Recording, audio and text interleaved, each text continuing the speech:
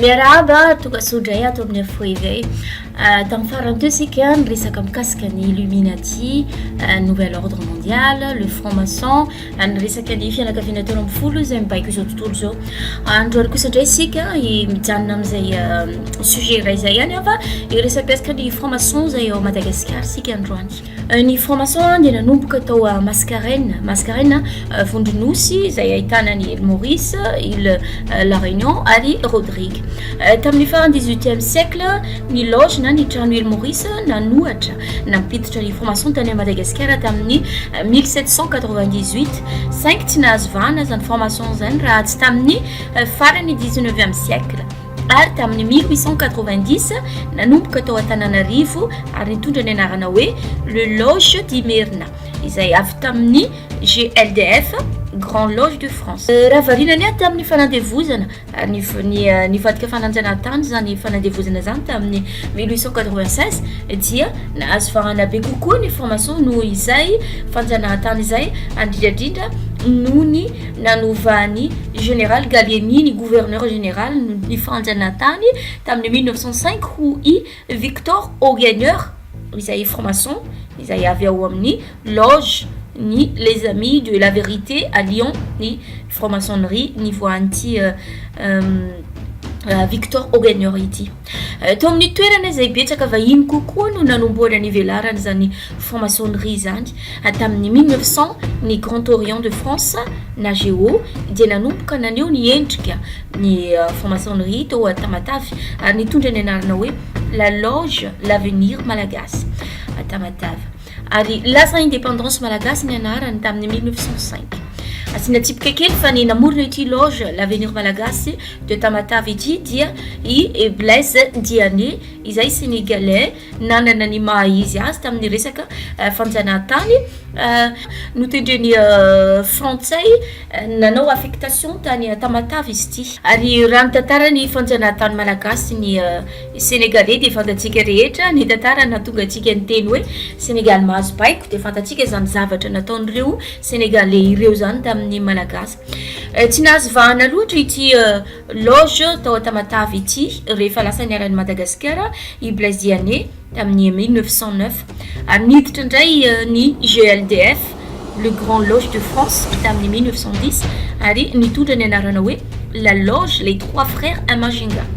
ary teo ihany koa ny le droit humain de la loge de fraternité tao Antananarivo tamin'ny 1911. Rehefa nazo ny fahaleovan-tena ny malagasy tamin'ny 1960 dia namorona ny groupe franc-maçon izy ireo manokana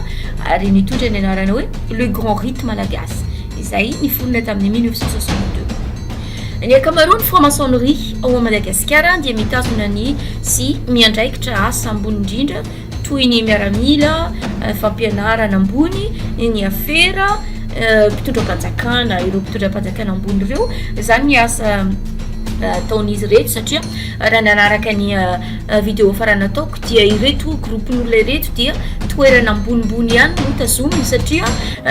mpampianatra ny atombony izy reto dia izay mpianatra izay manampahaizana indrindra ary mivoaka avy amin'ny université mahay indrindra no miaraka mikambana amin'izy reto ao. Raha nanomboka ny salasala no ireto franc-maçonnerie reto franc-maçon reto ideratsiraka tamin'ny fitondrany dia avy amin'izany fisalasalana zany no nandrodanana sy naongana voongana azy ary tsy nahazo nitondra intsony ary no nitanjaka nanan'ireo franc-maçonnereo dia afaka mandidy ao amin'ny firenena Madagasikara ireo groupe ny franc-maçon malagasy ireo omeko ohatra anankiray tamin'ny tsy filaminana tao Madagasikara tamin'ny 1991 sy 2002 dia nandamina Madagasikara ireto groupe franc-maçon reto zany hoe nandamina no sa atao hoe nanao sarisarina nandamina Madagasikara satria izy ireo ihany no mandrongana ny Madagasikara raha vao tsy mitovy hevitra aminy ianao dia rodana avy eo manao sary mandamindamina. Ny franc-maçonnerie ao Madagasikara dia ny isany dia eo amin'ny 700 ka hatramin'ny manalina betsaka be ny franc-maçonnerie fikambanana ny malagasy izay mikambana amin'ity franc-maçon ity. Ny fankatovana sasatsasany izay ambonimbony grady dia mandray anjara amin'ny conférence de puissance maçonnique d'Afrique et de Madagascar atao ihany koa CPMAM izay atao ao Afrika ary manao fivoriana isan-taona izy ireo ary fivoriana miafina no ataon'izy ireo. Eo ihany koa ny rencontre humaniste africaine et malgache na REHFRAM. Mivory isan-taona ihany koa izy reto tamin'ny l'an 2000 natao tao Antananarivo ny fivoriana ary niresaka nyresaina tamin'izany dia ny fomba amoronana ny fomba fifampizarana ireo harenany Afrika sy Madagasikara. Ny dikan'izay raha manaraka ny vidéo atao ny info éveil dia miteny foana hoe ny complicité, miteny foana hoe ny firenena iray ihany no asain'izy ireo miady amin'ny firenena izay misy azy. Izany hoe iry pyramide anankiray ambony ry iny no mibaiko ny rehetrarehetra, iny mibaiko ny ambany mbola misy ambany grady mibaiko ihany koa izay ambany grady no izy, ary izy raha vao tsy faly raha vao hoe tsy miaraka aminy ianao dia ao amin'ny le olona ao amin'ny firenenao ihany. Zany hoe ireto malagasy mikambana amin'ny franc-maçonnerie ireto ihany no asaina mandrodana ny Madagasikara. Zany izy reto ihany no mivory any Afrika na ao Antananarivo miresaka fomba angalana ny harena ny malagasy, miresaka ny fomba angalana ny harena ny Afrika. Mazava ho azy zany fa tsy voatra mihitsy isika ary tsy ela be ty satria nanomboka veriko ihany nanomboka tany amin'ny fampanjaka ny diran'ireo vahiny frantsay, ny diran'ireo vahiny anglisy taty Madagasikara no ny diran'reto franc-maçonnerie, ny diran'reto zava-doza be reto de gasy ary malagasy maromaro ihany koa niarany kambana tamin'izy ireo tao dia ireo malagasy ireo no irahana manaparitaka aretina, manaparitaka virus mandefa ny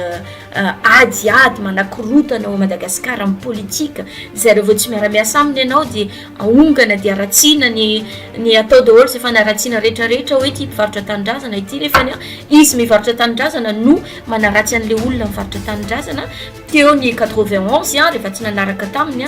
dia naongana teo Zavelbera raha vao tsy miaraka aminy dia esorina moramora no fahendreny Zavelbera dia niala moramora izy fa tsy tiany raha latsaka, tsy tiany ady dia niala moramora izy teo raha valimanana dia natao izy rehetrarehetra nialany dia ny olona ny miaronety izay miara miasa aminy no apetraka eo ny zavatra nisy tao any Madagasikara tamin'ny 2002 tamin'ny 2009 dia tsy natao ilay sacrifice mamba omena atolotra ho an'le tompony ary amin'ny pyramide ambony ary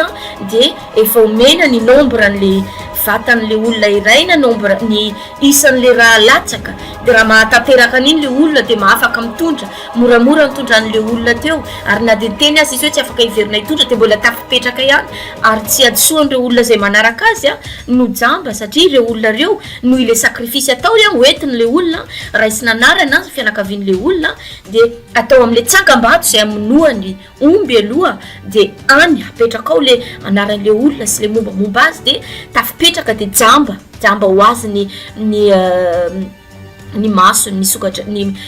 sainy izay sokatra ary tsy afaka mihitatra alavitra. Fa raha vao ny olona izay miteny marina no atao hoe tsy mahatanty resina, tsy mahatanty en'izao zany tiako resana ho asika izay ampanitrain'ireto olona reto aty Afrika, aty Madagasikara mbola betsaka be ny mahantra, tsy atsika mahantra fa ampahatrainy izy ireo izay mora amin'ireo no mandrodana sy maka ny sacrifice humain izay atao tsy ny tampony ary ambony ary na zareo manan-karena no manao sacrifice fa isika izay isika mahantra, izay isika firenena mahantra no akan'izy ireo sacrifice satria atao ampanitraina izay raha vao mila manao sacrifice tsy maintsy le olona mahantra tsy ampisakafo ary le tsy dia manana ireny no atao mora zany fa zany hoe raha isika kosa indray no manokatra ny saitsika tsy hotody amin'ny tanjona tokony alehan'ireto olona reto hoe nouvel ordre mondial ampitahorina isika amin'le hoe farandro tsy hisy matoa nisy zao tany zao nisy tetony tany sy ny olombelona sy ny zavaboary rehetrarehetra tsy ho fongaran'Andriamanitra mihitsy fa ireto olona reto no mampatahotra atsika amin'le resaka farandro am'izay isika matahotra ny farandro tiany resaina amin'io dia ny farany ny androdana ny eto amin'izao tontolo zao ary amoronany an'le nouvel ordre mondial atao zao rehetrarehetra zao efa foanana le maso mahita le maso tsika manana maso anankiroa fa misy maso fahatelo izay tapenana amitony message subliminal ataondry zareo amin'ny télé ataondry zareo amin'ny publicité ataondry zareo rehefa manao propagande misy message subliminal sy message miafina ama biby reto olona reto mivoaka avy amin'ny vavatsikatsika le tsy fantatsika fa misy teny zay tsy fantatsika avoaka andreo vavanjareo ireo no manidiny maso fahatelotsika ka tsy mahafantatra ny zavatra atao miteraha maro voavelin'andriamanitra iny matona men'andriamanitra tao akibonao tao vitanao sy volana iny vitanao ihany koa ma 18 ans an'iny fa tsy misy an'izany hoe manaova fiandriana manaova fanabeazan'aina na diaza miteraka maro asa miteraka maro am'izay mora amino mandripaka an'izao rehetrarehetra zao raha vao tsisy zazamena eto dia mora fongotra eto zay vao tonga ny farandro zay tian'izy ireo atao fa raha tianareo tsy tonga am'izay farandro tiany atao zay miteraha maro asivy zazabetsaka neto ambony tany fa izy zazamena iny tsy afahany tsy afaka manao nininy iny zavatra ataony ka iny raha vao ireny zazamena ireny tompo mibetsaka eto an-tany tsy hotody mandrakizay amin'izay tanjona tiany aleny reto satria raha ny vidéo farany nataoko satria zany tety anaty vidéo atao hoe izay niteniny marina dia tapenana ny vavany ary mena sena navoakako le